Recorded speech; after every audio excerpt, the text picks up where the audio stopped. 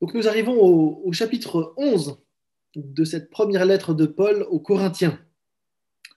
Euh, J'imagine que vous avez pas mal de souvenirs encore de tout ce qu'on est en train de voir avec un Corinthien. Peut-être rappeler simplement que donc l'auteur, c'est bien l'apôtre Paul, qu'il écrit à une église à Corinthe, une église que on a appris à connaître au fur et à mesure des chapitres. Et c'est une église qui a envoyé des questions à l'apôtre Paul. Et Paul, depuis le chapitre 7, bien, est en train de répondre à ces différentes questions.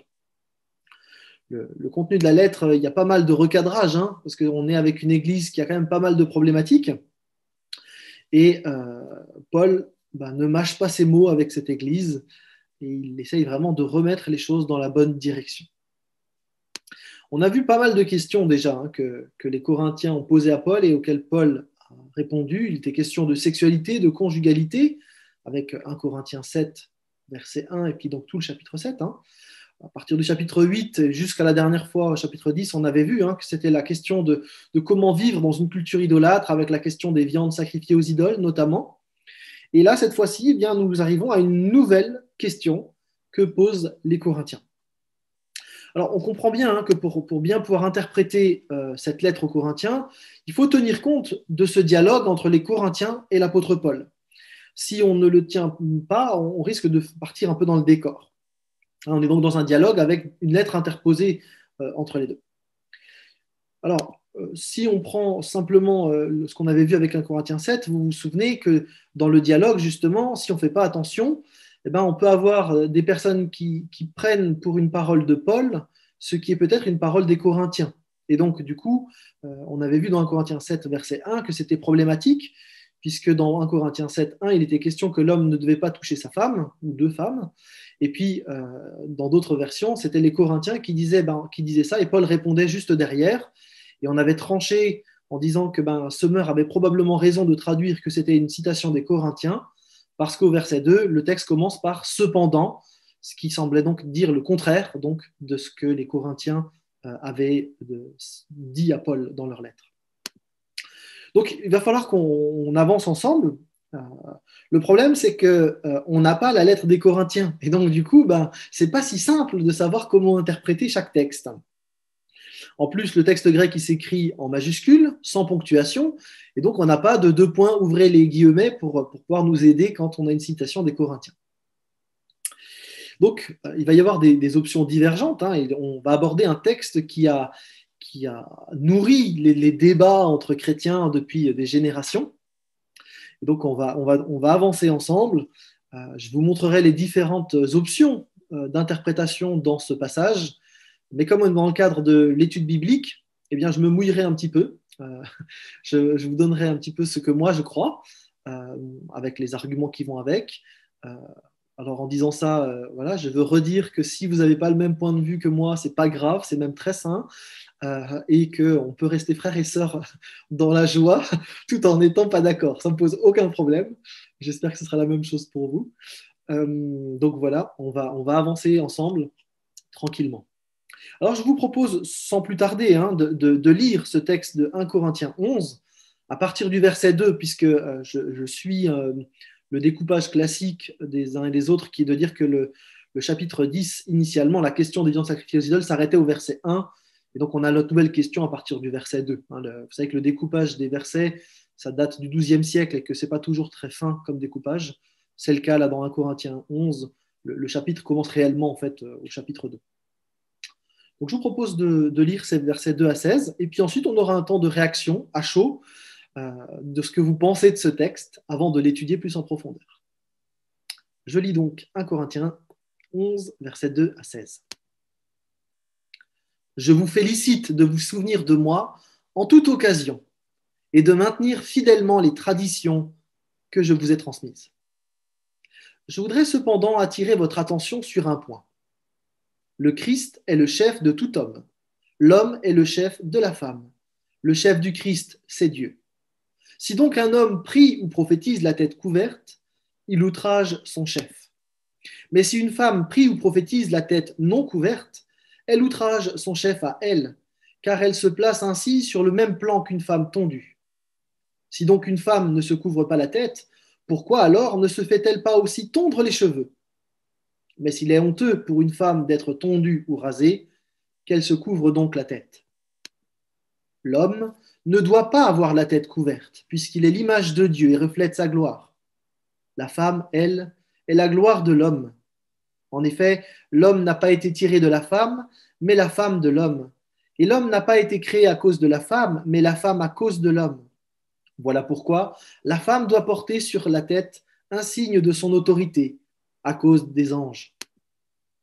Toutefois, dans l'ordre établi par le Seigneur, la femme n'existe pas sans l'homme, et l'homme n'existe pas sans la femme.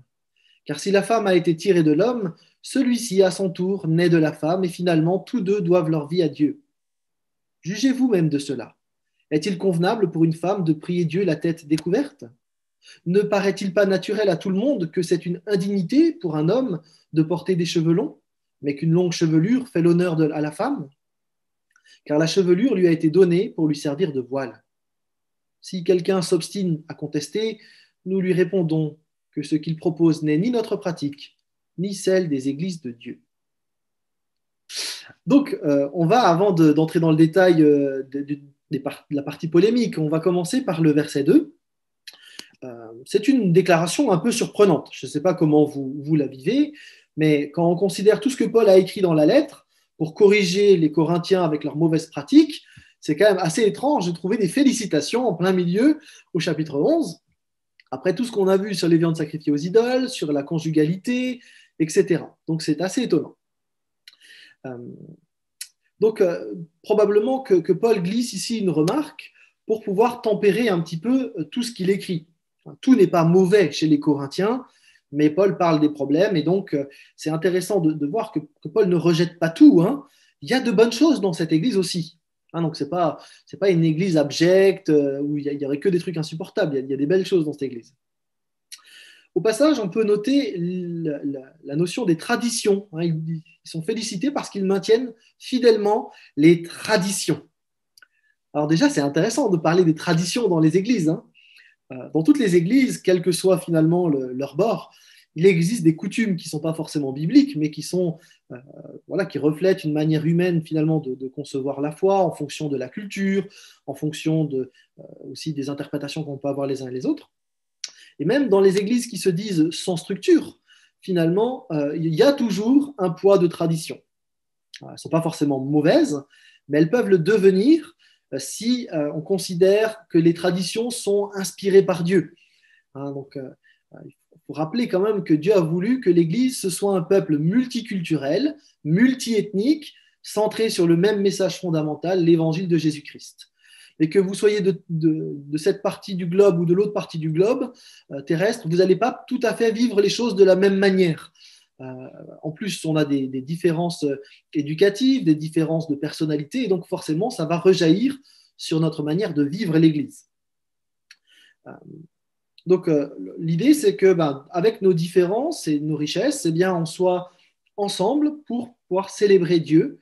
Et donc, si le centre devient la tradition et plus l'évangile de Jésus-Christ, on va avoir une dérive qui n'est pas juste. Et Jésus-Christ, vous le savez, a plusieurs fois critiqué les pharisiens qui justement ont mis la tradition au centre et plus vraiment la parole de Dieu. On peut prendre ce texte simplement dans Marc 7, hein, où Jésus pique vraiment les pharisiens en disant « Hypocrite, Ésaïe a bien prophétisé sur vous, ainsi qu'il est écrit, ce peuple m'honore des lèvres, mais son cœur est éloigné de moi. C'est en vain qu'il m'honore en donnant des préceptes qui sont des commandements d'hommes. Vous abandonnez le commandement de Dieu et vous observez la tradition des hommes. » Donc, un chrétien, il peut être tellement obnubilé par ses traditions, tellement attaché à ses traditions, qu'il peut en oublier les principes les plus importants de la parole. Et en particulier, un principe qui me paraît essentiel, c'est l'amour de Dieu et l'amour de son prochain. Y compris du prochain qui vit sa foi autrement ou qui aurait une autre compréhension sur, par exemple, la question du voile. Et donc, je trouve intéressant que finalement, il y a tout le débat qui va suivre, mais Paul pose d'entrée cette notion de tradition. On a des traditions qui peuvent être bonnes, mais sachant faire la différence entre les traditions et ce que dit vraiment la parole de Dieu avec ce qui est essentiel. On peut être chrétien et considérer qu'une femme doit porter un voile, on peut être chrétien et considérer qu'elle ne doit pas en porter, et je pense qu'il faut pouvoir simplement se dire que ce n'est pas ça le centre de la vie de l'Église. Le centre de la vie de l'Église, c'est le salut en Christ. Et donc, ça permet déjà de dramatiser un petit peu ce débat, me semble-t-il. Donc, on a donc Paul qui encourage, en tout cas, les Corinthiens avant d'entrer un peu plus en matière avec eux. À partir du verset 3 au verset 16, on a un bloc. C'est un des textes, ce texte-là, il est connu pour les difficultés qu'il pose. Il y a certaines personnes qui l'interprètent d'une manière, d'autres l'interprètent d'une autre manière. En fait, pour faire très très simple, il y a deux grandes thématiques qui se croisent. Il y a la thématique du voile et la thématique de la participation au culte. Donc, au sujet du voile, vous avez des gens qui disent que la femme doit se couvrir la tête par respect pour Dieu, pour les hommes et les anges. Et puis d'autres qui disent que la femme n'est pas obligée de porter quelque chose sur la tête, notamment parce qu'elle a déjà sa chevelure. Vous avez déjà deux positions différentes. Et si vous avez fréquenté un peu le monde évangélique, vous savez que vous avez des églises qui demandent, quand on rentre dans l'église, que la femme porte un chapeau ou un voile par respect pour les hommes, pour Dieu et pour les anges. Donc ça, c'est la première thématique. Deuxième thématique, c'est la question de la participation des femmes pour les cultes.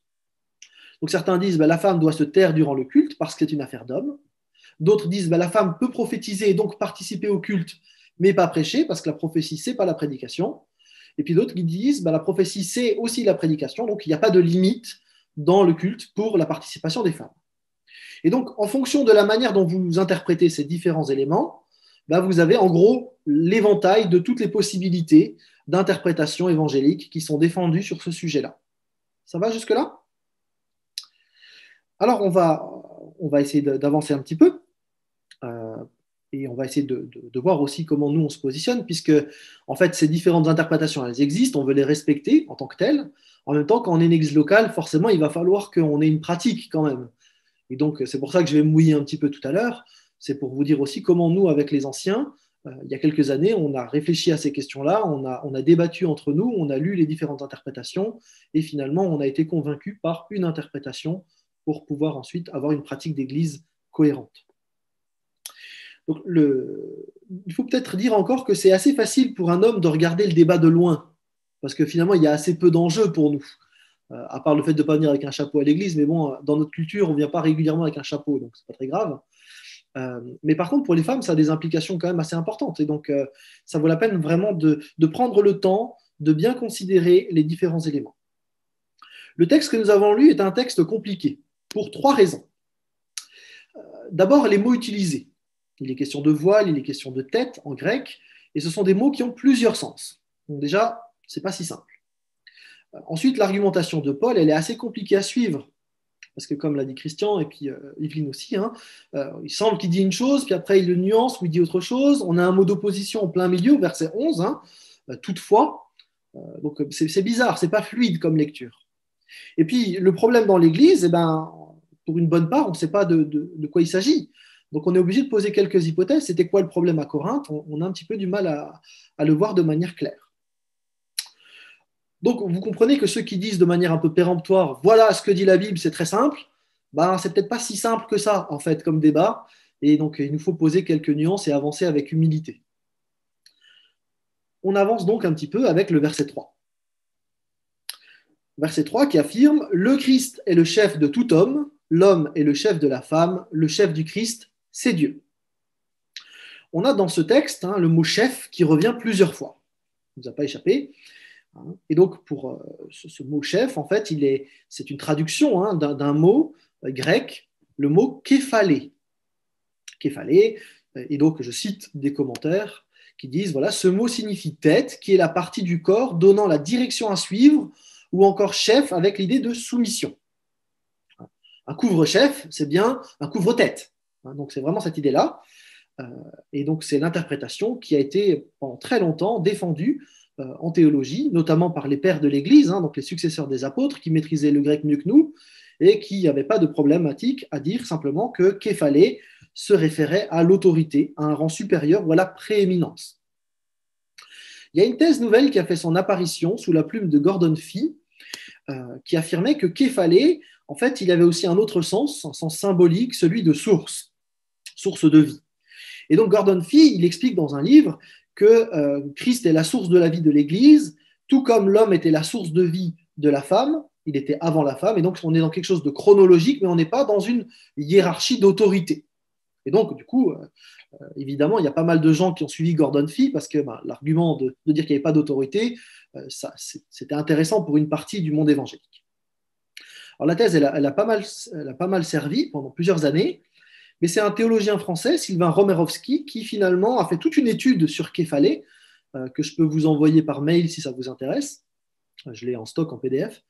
Et donc, Sylvain Romerovski qui explique en conclusion que la thèse nouvelle de l'attribution du mot képhalé du sens de source ou d'origine n'a d'un point de vue linguistique aucune légitimité. Dans la littérature grecque, il arrive quelquefois qu'une personne soit comparée à la tête qui communique la vie au corps, mais dans les trois cas que nous avons rencontrés, puisqu'il détaille en fait trois textes dans lesquels on trouve le mot képhalé, on en reste au stade de la simple comparaison. Par contre, la tête est souvent mentionnée dans des métaphores pour désigner le rôle dirigeant d'une personne, parce que la tête était considérée comme la partie dirigeante du corps humain. Et donc, avec l'intervention de Sylvain Romerovski et son étude sur Képhalé, en fait, aujourd'hui en théologie, vous avez très peu de gens qui défendent l'idée que Képhalé, c'est une source. En fait, les arguments de Sylvain Romerovski sont très forts, et donc aujourd'hui, on maintient que le mot Képhalé bien signifie tête, avec l'idée de chef, avec l'idée d'autorité qui va avec. Alors, maintenant qu'on a réglé la question de Képhalé, il faut quand même, en regardant le verset 3, on est quand même un peu embêté parce que le verset 3, il est quand même très étrange. Parce qu'on a Dieu qui se retrouve à la fin de la tirade alors qu'on a Christ au début. Donc on a un truc un peu bizarre dans la formulation, mais en tout cas, on a quelque chose qui insiste, le texte insiste sur l'idée du chef. Alors, plusieurs personnes, sur la base de ce texte, ont appuyé sur l'idée de l'ordre créationnel. Vous savez, cet ordre créationnel, c'est l'idée de dire qu'il y a donc Dieu, ensuite il y a l'homme, ensuite il y a la femme, et donc il y a une hiérarchie, et ça, ce serait l'ordre créationnel. Donc vous avez des gens comme Sylvain Romerovski, Wayne Grudem, John Piper notamment, qui défendent cette thèse-là sur ce texte biblique, et d'autres, mais en tout cas sur celui-là en particulier. Et on avait déjà vu dans la question du ministère féminin, je vous renvoie vers les vidéos que j'ai faites à ce sujet, que vous retrouvez sur la chaîne, mais il y a d'autres manières de comprendre l'ordre créationnel. Vous avez certains qui disent qu'au départ, il y avait bien, l'ordre créationnel, c'était que l'homme et la femme étaient égaux devant Dieu, et puis il y a eu une perversion de l'ordre créationnel avec la chute, qui a donné donc une hiérarchie. D'autres disent non, l'ordre créationnel, dès le départ, effectivement, l'homme et la femme sont égaux, mais il y a une autorité de l'homme sur la femme, et c'est ça l'ordre créationnel. Et puis vous en avez d'autres qui disent que, en fait, on n'est pas dans un ordre créationnel, mais un ordre institutionnel, c'est-à-dire que l'homme et la femme sont égaux devant Dieu, mais effectivement, dans le cadre du couple marié, le mari a autorité sur son épouse. Donc vous voyez, il y a trois options différentes. Et donc, c'est vrai qu'avec ce texte d'un Corinthiens 11, on a quand même l'impression que l'option 2, de savoir d'un ordre créationnel avec une hiérarchie homme-femme stricte, est appuyée par ce texte-là. Donc je vous remets les trois. Donc l'homme a autorité sur la femme, visiblement, dans le texte d'un Corinthiens 11, c'est ce qu'il faudrait maintenir. Pardon, j'ai un truc qui a failli tomber. Voilà. Donc on a dans ce texte quelque chose qui penche vers cette deuxième option, avec une simplification, puisque du coup on ne fait plus la nuance entre le statut devant Dieu d'égalité, mais tout de suite vraiment la hiérarchie. Et c'est vrai que le texte semble induire une notion de hiérarchie au niveau de la nature de l'homme par rapport à la nature de la femme, avec la notion de chef. Avant de discuter ensemble, on va encore avancer un petit peu. On a au verset 4 et 5 une application pratique dans le cadre du culte public de cette autorité de l'homme sur la femme. On peut déjà noter quand même au passage quand même que les hommes et les femmes sont ensemble dans le cadre du culte et qu'ils font exactement la même chose. Ils prient et ils prophétisent. Donc il y a une forme d'égalité pratique dans le culte. La seule différence, c'est la tête qui est couverte chez la femme et découverte chez l'homme dans ce texte. Alors, il y a tout un débat sur ce que recouvre la question de la prophétie. Donc, certains disent, voilà, c'est une parole inspirée de Dieu, une révélation. D'autres disent, c'est une parole inspirée de Dieu, mais qui peut être travaillée. D'autres disent, c'est les deux en même temps. Et donc, vous avez en gros certains qui font une distinction entre prophétie et enseignement avec autorité. Donc là, il y a un débat ici. Euh, donc, on ne va pas maintenant discuter de la prophétie là tout de suite dans le cadre de cette étude. Mais il faut simplement réaliser qu'à l'époque, les cultes ne se passaient pas comme on les vit aujourd'hui. Il y avait des temps de prière, des temps d'exhortation, des temps de chant, des temps de partage, et les uns et les autres intervenaient. Et donc, simplement, la question de savoir, c'était de savoir si dans l'enseignement, je dirais, doctrinal, il n'y avait que des hommes qui parlaient ou si des femmes pouvaient aussi parler. Et ça, donc, ça fait partie du débat. En tout cas, dans le livre d'un Corinthien, dans ce texte d'un Corinthien, on voit des hommes et des femmes qui font la même chose. Et on retrouve d'ailleurs dans la vie, dans le livre des Actes, par exemple, que les hommes et les femmes faisaient et agissaient de la même manière. Les hommes et les femmes partagent le culte. Il n'est pas question d'une séparation, ce qui est nouveau, puisque dans les synagogues juives, les hommes et les femmes étaient séparés, pas dans le cadre de l'Église, c'est une nouveauté. Et comme les femmes sont avec les hommes, il est impensable qu'elles ne participent pas, puisqu'un des cultes où il y a des personnes qui sont juste là en spectateurs, ça n'a pas de sens bibliquement. On est tous prêtres, vous connaissez ce texte probablement, Pierre 2, 9, 10, qui annonce que tous les chrétiens, nous sommes une communauté de rois prêtres, une nation sainte, et donc on est appelé finalement à célébrer la gloire de Dieu tous ensemble. On parle parfois de sacerdoce universel. Donc il n'y a pas de clergé spécifique qui est le seul médiateur entre Dieu et les hommes, c'est Christ qui a ce rôle-là de médiateur. Et du coup, tous, hommes et femmes, peuvent participer, même s'il est vrai que Dieu donne des ministères particuliers à son Église. Donc, vous voyez qu'il y a quand même des petites différences entre la culture juive et la culture chrétienne, pour le dire comme ça, puisque chez les Juifs, les hommes et les femmes étaient séparés dans la synagogue, et seuls les hommes pouvaient vivre la synagogue. Dans l'Église chrétienne, ce n'est pas le cas. Vous avez des hommes et des femmes qui prient, qui prophétisent, qui enseignaient. Ça, on passe pour l'instant la question. Ce n'est pas la question du jour, mais en tout cas, les gens vivaient les cultes ensemble. Et c'est une nouveauté vraiment dans l'Antiquité. À l'époque, c'est vraiment quelque chose de tout à fait radicalement nouveau, tout comme l'association entre les Juifs et les païens. On est quelque chose d'assez révolutionnaire pour l'époque. On peut prendre un texte dans Actes qui le montre simplement. On voit là donc des hommes et des femmes. Si vous regardez la fin du texte, il y a bien les femmes qui sont avec les hommes chrétiens. Et ils partagent ensemble différents cultes. On a énormément de textes dans le livre des Actes qui mentionnent cette pratique-là. Précision importante, puisque tous vivent la communion, tous ensemble vivent le culte, et on peut noter effectivement qu'à la Pentecôte, tous et toutes ont reçu le Saint-Esprit. Ce qui d'ailleurs confirme une prophétie de l'Ancien Testament qui disait que vos fils et vos filles prophétiseront, pas que vos fils. Dans le texte qu'on a donc sous les yeux, le problème, c'est donc pas qu'une femme participe au culte, mais c'est qu'elle le fasse la tête non couverte. Le texte précise que si la femme n'a pas la tête couverte, elle déshonore sa tête, son chef, à elle. Le verset 6 montre bien que c'est une question d'honneur. Si une femme ne se couvre pas la tête, eh bien qu'elle se rase les cheveux, nous dit le texte. Ça paraît un peu radical, et là peut-être il vaut la peine de prendre un temps d'arrêt sur le contexte. Parce qu'au 1er siècle, c'est la coutume quasi universelle pour les femmes de bien, qu'elles soient de culture grecque ou de culture juive, qu'elles se couvrent la tête. Et donc il semblerait que c'était les prostituées qui ne portaient pas de voile ou qui avaient la tête rasée, ou les cheveux coupés. D'ailleurs, on sait que les cheveux coupés, c'était souvent la sanction qui était infligée aux femmes adultères. Donc les cheveux courts, c'était que si vous étiez une femme avec des cheveux courts, c'est que vous aviez été surpris dans l'infidélité.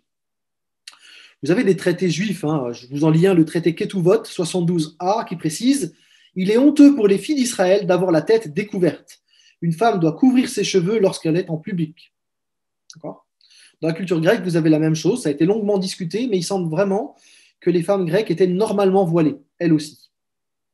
Donc c'est donc avec cet arrière-plan qu'il faut lire le texte. Et donc on a plusieurs possibilités qui sont avancées.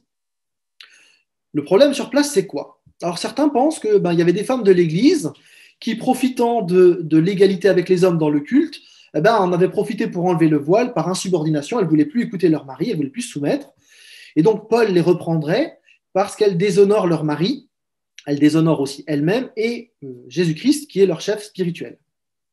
Alors l'argument, il est un peu étrange quand même, il faut quand même le préciser, c'est que si une femme se rebellait à l'autorité de son mari, paternaliste, pourquoi pas, ce serait quand même curieux qu'une femme normale ait envie de ressembler à une prostituée. Ça paraît quand même un peu gros comme argumentaire. Et puis ensuite, comment on comprend le verset 15 où il est dit que finalement la chevelure sert de voile? Là, on peut avoir quelque chose de compliqué à tenir. Deuxième option, certains ont noté que dans les pratiques païennes, et notamment, on a dit, il y a le culte d'Aphrodite pas loin, les femmes intervenaient en laissant les cheveux lâchés, non coiffés, pour montrer l'inspiration divine. Donc plus vous aviez les cheveux un petit peu comme ça en vrac, plus c'était pour montrer que vous étiez inspiré par la puissance de tel esprit. Et donc, en plus, comme les cultes païens ils sont marqués par la débauche sexuelle, on aurait là des liens. Le texte a peut-être en vue cette pratique et dirait alors qu'il ne faut pas se présenter devant Dieu de cette manière-là, mais d'une façon propre, coiffée, dans une attitude respectueuse envers Dieu. Dernière option, et c'est en général l'option qui est retenue parmi les commentateurs évangéliques, c'est que le texte insiste surtout sur la différence entre hommes et femmes pour qu'on ne puisse pas les confondre. À l'époque, et en particulier à Corinthe, la différence entre un homme et une femme, c'est soit la longueur de la toge, mais bon, ça se joue à quelques centimètres, soit la chevelure. Et on est à Corinthe, et vous savez qu'à Corinthe, on est dans une débauche sexuelle dans tous les sens, et donc on sait que certaines prostituées étaient rasées pour attirer les hommes. On a aussi une société qui est très homosexuelle, où il y a une confusion de genre, avec des femmes qui se font passer pour des hommes pour des femmes, il y a de l'homosexualité aussi. Et donc, du coup, il est possible que la problématique, elle soit plutôt de cet ordre-là, de la confusion des genres, qu'autre chose. Et donc, le texte insisterait beaucoup plus. Le problème, ce serait que les chrétiens de l'église de Corinthe doivent bien adorer Dieu en étant homme ou en étant femme, mais de manière visible. Bon, on va laisser pour l'instant de côté ce débat-là, et on va avancer encore un petit peu, et ensuite, on va essayer de trancher. Mais donc, je vais vous proposer de réagir dans un premier temps sur les versets 7 à 10. Donc on va les lire ensemble de nouveau, et puis on va réagir ensemble, mais que sur ces versets, d'accord ? On discutera de l'ensemble un peu plus tard. L'homme ne doit pas avoir la tête couverte, puisqu'il est l'image de Dieu et reflète sa gloire. La femme, elle, est la gloire de l'homme. En effet, l'homme n'a pas été tiré de la femme, mais la femme de l'homme, et l'homme n'a pas été créé à cause de la femme, mais la femme à cause de l'homme. Voilà pourquoi la femme doit porter sur la tête un signe de son autorité à cause des anges. Donc je veux vous faire réagir et j'aimerais que vous puissiez me dire qu'est-ce que vous pensez de ces affirmations. Est-ce que vous les trouvez conformes à l'enseignement biblique que vous connaissez? Est-ce qu'il y a des textes parallèles à ces enseignements?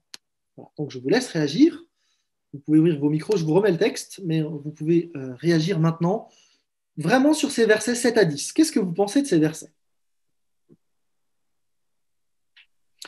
Alors je vous propose de continuer notre étude, si vous êtes d'accord.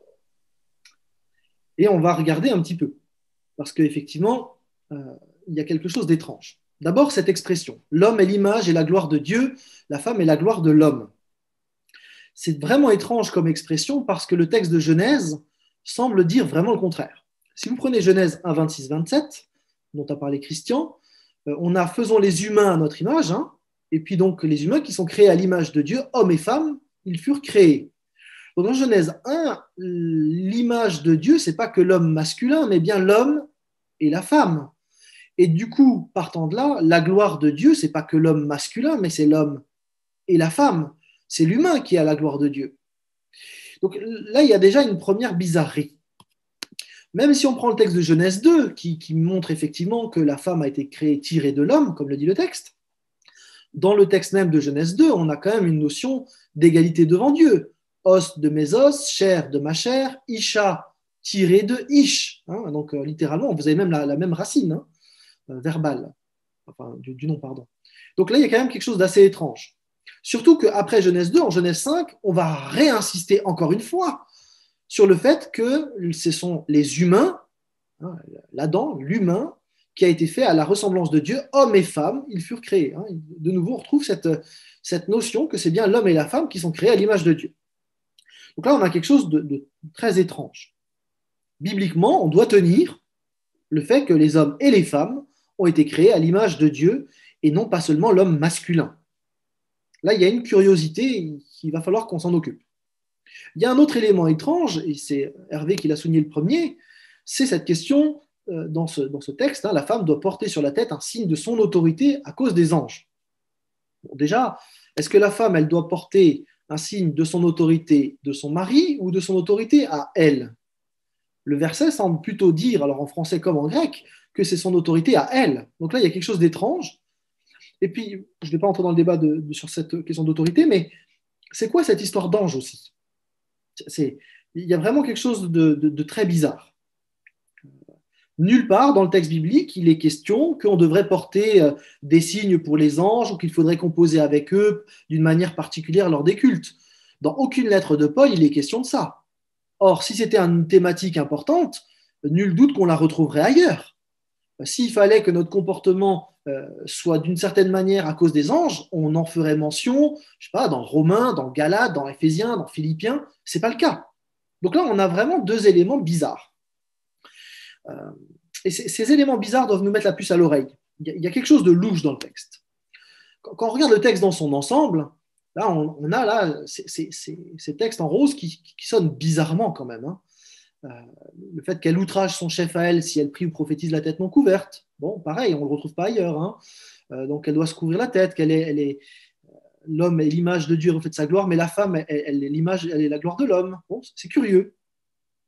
Quand on fait la somme de toutes ces choses louches, on peut quand même se poser la question, surtout si on se souvient que dans 1 Corinthiens 7, c'était les Corinthiens qui avaient dit quelque chose, on peut se poser vraiment la question de savoir si c'est vraiment Paul qui parle ou si on n'est pas en face d'une citation des Corinthiens.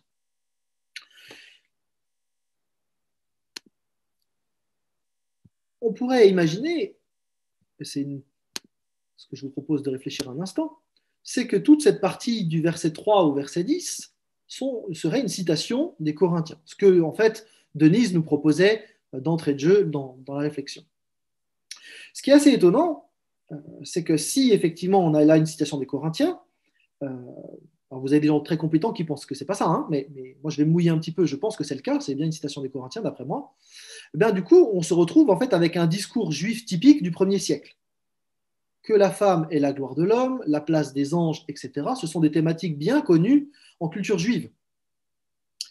Ce qui me permet ce qui m'a convaincu, c'est qu'on retrouve ensuite un toutefois au verset 11 avec toute une série d'arguments contraires à ce qui est dit dans la partie précédente.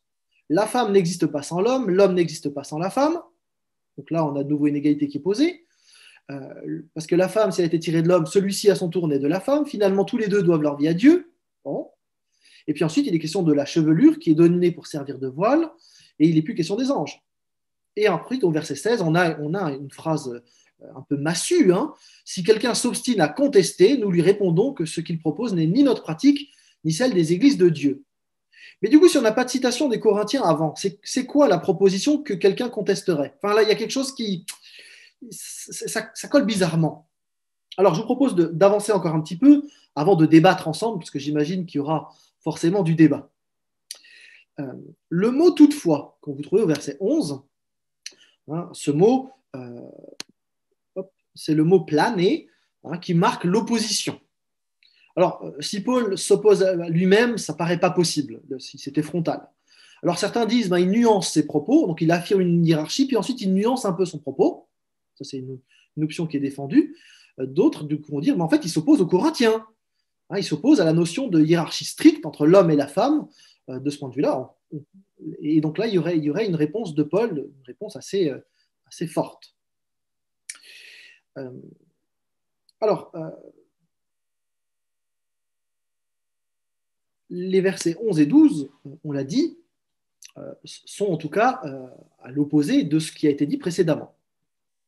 Et pour le coup, la femme n'existe pas sans l'homme et l'homme n'existe pas sans la femme. Quand on regarde les textes de Genèse, ça nous paraît beaucoup plus cohérent avec cette idée d'une humanité qui est en deux, homme et femme, il les créa.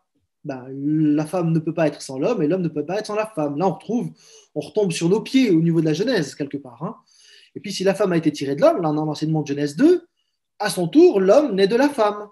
Oui, os de mes os, chair de ma chair. On retrouve cette complémentarité qui me semble ressortir du texte de Genèse 2. Et tous deux doivent leur vie à Dieu, Ben oui, c'est bien cette notion-là, que l'un et l'autre sont à la gloire de Dieu, ensemble, ils doivent aussi l'honorer. Donc, dans ces versets, en tout cas des versets 11 et 12, on reviendra sur les versets précédents, mais en tout cas dans ces versets, très clairement, Paul affirme que devant Dieu, l'un et l'autre ont la même valeur. Difficile de dire le contraire.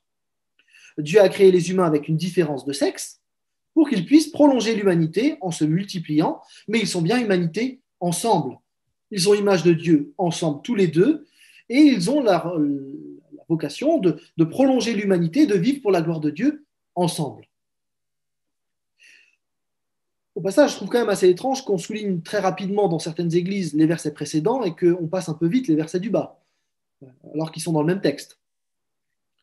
En tout cas, cette égalité devant Dieu n'enlève pas la question de la primauté, la primogéniture d'Adam ou celle d'un éventuel ordre dans le couple marié. D'accord? On n'est pas en train de parler de ça.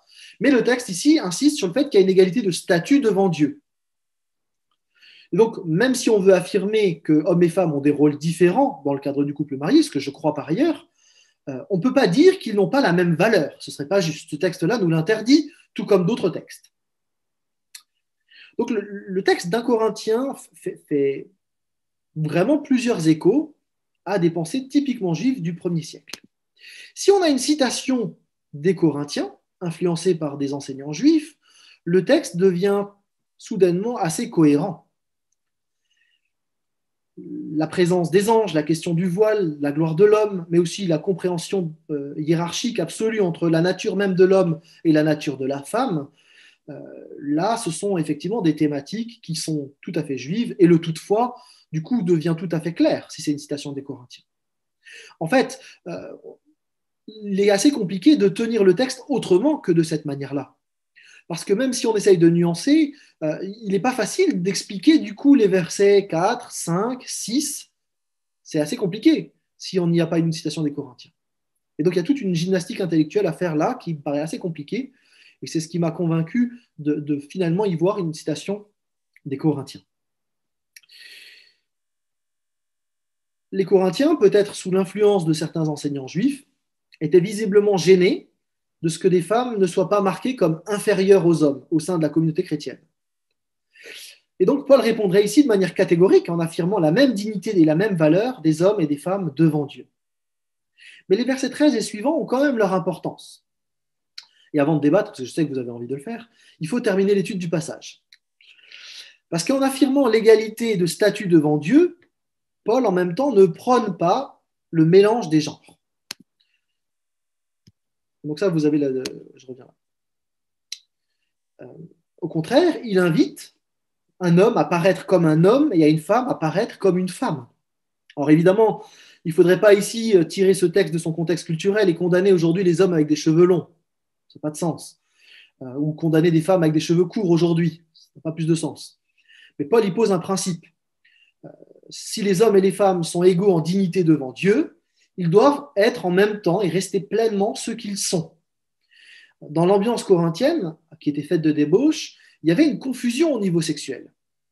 Et donc, de nouveau, là, il s'agit bien de remettre les choses dans le contexte culturel. Hein, et il ne s'agit pas, dans le cadre d'une étude de la Bible, de dire ce qui est juste ou pas juste dans la société. Je redis ce que j'ai déjà dit au chapitre 7. Hein.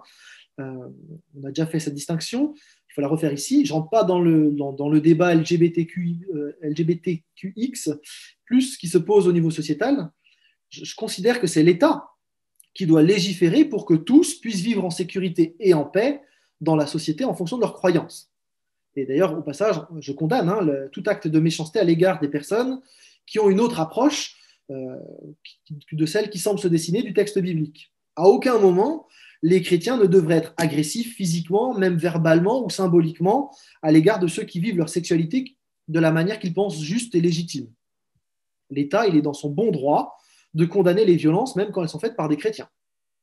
Dans la société, tout en maintenant nos positionnements chrétiens, eh bien, on doit viser la paix et le vivre ensemble avec des opinions divergentes. Par contre, dans le cadre de l'Église, qui veut suivre ce que le texte biblique dit, eh bien, je suis amené à affirmer que Dieu nous invite à nous présenter devant lui tel qu'il nous a créés. Et que, du coup, le texte biblique induit que Dieu a créé l'homme masculin et la femme féminine et qu'il n'y a pas de confusion à ce niveau-là. Dieu a établi, me semble-t-il, dans le texte biblique, une différence fondamentale, une différence d'identité, avec d'un côté des hommes et de l'autre côté des femmes, mais qui sont égaux en dignité devant lui. Du coup, il ne s'agit pas d'une différence de valeur, mais une différence d'identité sexuelle. Et pour moi, sur la base du texte biblique, il n'y a pas de débat sur l'identité sexuelle. Un homme est un homme, une femme est une femme. Et tout à l'heure, on l'a lu, hein, Dieu a créé les hommes et les femmes à son image, mais il a bien mis en place cette distinction sexuelle. Et je crois que, qui que nous soyons, nous sommes invités les uns et les autres à nous présenter devant Dieu tels que nous sommes, avec notre identité sexuelle. Un homme en tant qu'homme et une femme en tant que femme. Et du coup, que Paul nuance son propos ou qu'il dise le contraire des Corinthiens, en tout cas, Paul rétablit une égale dignité entre l'homme et la femme et il affirme en même temps la distinction sexuelle de l'un et de l'autre.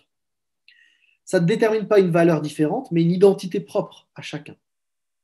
La confusion sexuelle qui régnait à Corinthe ne devait donc pas être imitée dans le cadre de l'Église. Alors Paul parle de la chevelure parce que c'était au cœur de la distinction entre les sexes dans le monde gréco-romain. Je vous ai dit, hein, au niveau vestimentaire, il n'y avait pas de différence. Les gens portaient les mêmes habits. Il y avait juste quelques centimètres de plus chez les femmes. Donc c'était difficile de distinguer de loin un homme et une femme. C'est la chevelure qui permettait de distinguer l'un de l'autre. Mais Paul, pour lui, ça suffit la chevelure. Il ne s'agit pas en plus de mettre un signe de soumission en plus à la femme. Et donc dans tous les débats sur le voile, où la femme devrait être voilée en signe de soumission, on a là même Paul qui est plutôt novateur dans sa manière de dire, en disant la chevelure lui suffit, ça lui sert déjà de voile, ce n'est pas la peine d'en rajouter. Les femmes n'ont pas à se cacher ou à se faire toutes petites, à se soumettre et à se taire. Elles n'ont pas non plus à envier les hommes qui auraient un statut supérieur. Elles ont été créées à l'image de Dieu. Elles ont été sauvées par le même Sauveur, sur la même croix. Elles ont reçu le même esprit. Elles forment un seul et même peuple avec les hommes. Elles passent par le même baptême. Elles partagent la même scène et elles possèdent la même espérance, celle de la résurrection. À aucun moment, dans tout le Nouveau Testament, on induit une différence de statut entre les hommes et les femmes. Qu'après, il y ait des différences d'ordre dans le couple d'autorité, pourquoi pas? On a le droit de le penser, je le pense, mais vous avez le droit de penser autrement. Mais par contre, dans le cadre de l'Église, dans le cadre du salut, dans le cadre du statut devant Dieu, c'est inacceptable. Vous n'avez aucun texte qui mentionne un statut différent entre l'homme et la femme, parce que l'homme serait homme et la femme serait femme. Paul conclut le passage avec ce verset 16. Si quelqu'un s'obstine à contester, nous lui répondons que ce qu'il propose n'est ni notre pratique, ni celle des églises de Dieu. S'il répond aux Corinthiens qui voulaient absolument soumettre la femme et la faire taire dans l'assemblée, alors là, il y a effectivement une prise de position qui se comprend. Si c'est Paul qui parle dans les versets 4 et 5, on a du mal à comprendre pourquoi il insiste autant sur cette obstination à contester. Nuance ou non, en tout cas, la place des femmes dans le culte chrétien et la différenciation sexuelle n'est pas négociable pour lui. Hommes et femmes sont égaux devant Dieu, mais ils doivent rester chacun ce qu'ils sont, hommes ou femmes. Et du coup, cette pratique que l'on voit dans ces versets 11 à 16, pour le coup, elle est tout à fait conforme à ce qu'on lit dans le livre des Actes, dans ce que Jésus pratiquait avec son groupe de disciples mixtes et dans ce qu'on trouve dans le reste des épîtres. C'est pour ça qu'il me semble que c'est plus juste de voir dans les versets 3 à 10 une citation des Corinthiens et à partir du verset 11, la réponse de Paul aux Corinthiens. Vous avez le droit d'être pas convaincu, vous avez le droit d'être aussi. Alors je vous propose de réagir maintenant à ce qui a été partagé. Alors qu'est-ce qu'on peut retenir de tout ce passage qu'on a lu ensemble? Alors on a plusieurs choses. Il me semble qu'on peut retenir, si vous êtes d'accord avec moi, que les Corinthiens faisaient fausse route. Paul a réaffirmé dans les versets 11 et suivants l'égalité de statut entre l'homme et la femme. Si vous pensez que c'est Paul qui a écrit les premiers versets, c'est votre droit, mais tenez-le alors avec les versets 11 à 16 et ne faites pas l'impasse sur ces versets 11 à 16 qui, à mon avis, sont le cœur de l'enseignement de Paul et qui insistent justement sur cette égalité créationnelle entre l'homme et la femme. Ils ont égalité de statut, ils sont là tous les deux gloire de Dieu. Et en même temps, il faut aussi tenir la différenciation entre l'homme et la femme. Une femme est une femme, un homme est un homme, mais chacun, homme ou femme, est appelé à se présenter devant Dieu tel qu'il est, en tant qu'homme ou en tant que femme. Toute pratique qui viserait à soumettre les femmes ou à faire un amalgame sexuel n'a pas cours dans les églises de Jésus-Christ. Les synagogues écrasaient les femmes, les temples païens prônaient le mélange des genres. Ces deux pratiques ne sont pas à vivre dans l'Église. Ce qui est triste, et je le redis, c'est que beaucoup de personnes se sont appuyées sur les versets 2 à 10 pour prêcher, pour enseigner dans les églises, sans tenir compte des versets suivants. Et ça, c'est dramatique. Et ce texte, en fait, nous invite simplement à prendre le temps d'étudier le texte biblique, à le méditer dans sa globalité, et pas simplement dans les passages qui nous arrangent. Et donc, je voudrais terminer sur cette invitation à méditer le texte biblique et à le creuser pour pouvoir grandir dans notre compréhension théologique et donc avoir une saine pratique ensuite. Notre compréhension de qui est Dieu, de ce qu'il dit, va impacter nécessairement tout ce que l'on fait et vivra. Je vous propose de prier simplement pour terminer du coup.